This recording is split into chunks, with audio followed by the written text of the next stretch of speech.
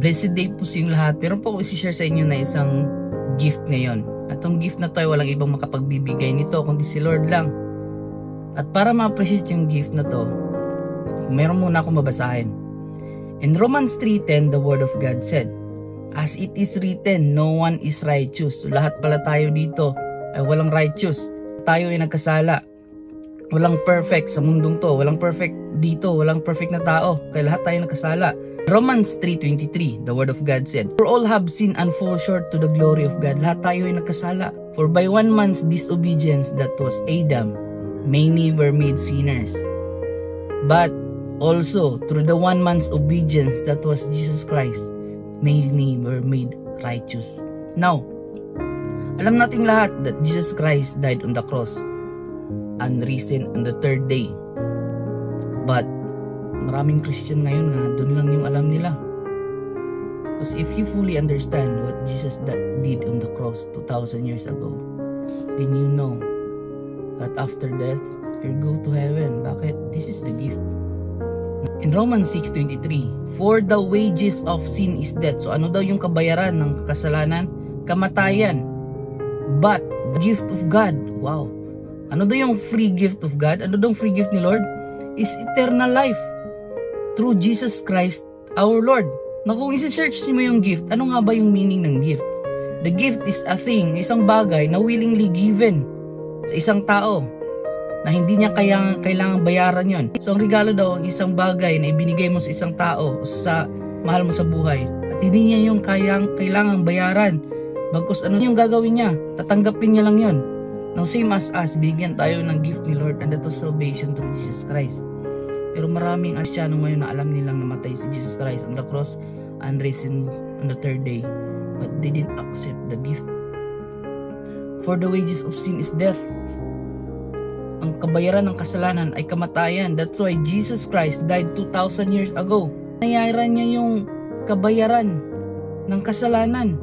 That's why Jesus Christ 2,000 years ago died for our sin. Binayaran niya na. And risen on the third day. That was the free gift. Ito yung free gift ni Lord. Salvation through Jesus Christ. Ephesians 2:8-9. "For it is by grace," dahil sa grasya ng Panginoon, "we have been saved through faith," dahil sa pananampalataya natin kay Jesus Christ. "This is not from yourselves," hindi daw to dahil sa sarili mo, hindi daw to dahil sa sarili natin. It is the gift from God, not by works. Hindi daw to dahil sa mga ginawa natin, hindi dahil to nagsimba ka araw-araw. Kahit na magsimba ka araw-araw, kung hindi mo tinanggap si Jesus Christ sa puso mo, then it is useless. Kasi Jesus is the way, the truth, and the life. Wala nang iba. Hindi ako upo sa pagsisimba. Di ko lang gusto ay ang misconception ng pagsisimba. Kasi maraming nagsisimba ngayon para sila maligtas. Kahit magtanong ka sa mga kakilala mo, bakit ka ba nagsisimba? Ang sasabihin nila, para maligtas. No.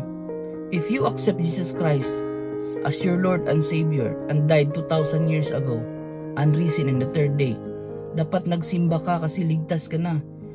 For example, may utang ako sa isang tao. Di ko kayang bayaran yun. Pero may isang tao na nagbayad nun. Fully 100% binayaran niya yung utang ko. Ano ba yung gagawin ko sa taong nagbayad na yun? Siyempre, di ba, magpapasalamat ako. Hindi ako magpapasalamat kasi babayaran pa lang niya yung aking utang, kundi nagpapasalamat ako kasi binayaran niya na.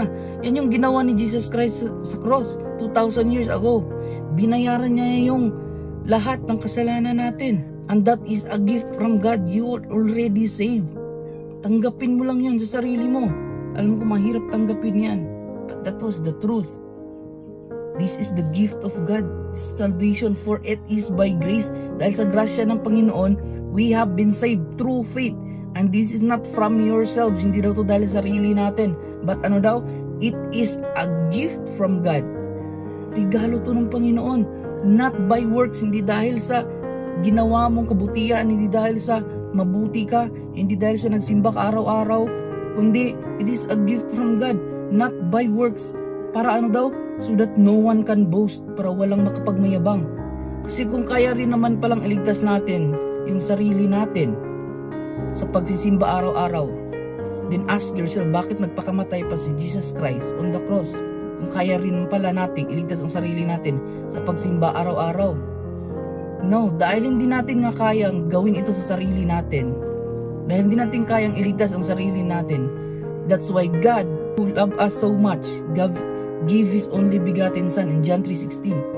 For God so loved the world that He gave His only begotten Son, that was Jesus Christ, that whosoever believe in Him, ano daw, kung sino daw yung maniwala sa Kanya, will not perish, but ano daw, have an everlasting life. At yung everlasting life na yun, that was the gift of God. Kaya please, read your Bible, tanggapin nyo. Now the question is, if we die today, are you going to heaven or are you going to hell? Now, if you fully understand 100%, or if you fully accept Jesus Christ 100%, that He died on the cross for us to be saved, for you to be saved, then your answer would be 100% heaven. Because it is not by yourself, it is not by your works, but it is a free gift from God. And the only thing is you have to accept it. And let the Holy Spirit tells you the truth, because the Word of God is the truth, and when you know the truth will set you free. That was the gift of God, that is salvation through Jesus Christ. So kung may nagtatanong sa inyo, kung mamamatay ba tayo ngayon, are you going to heaven or hell?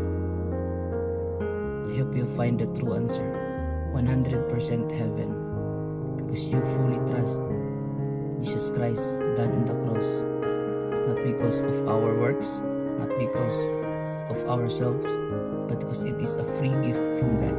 God bless and happy Sunday.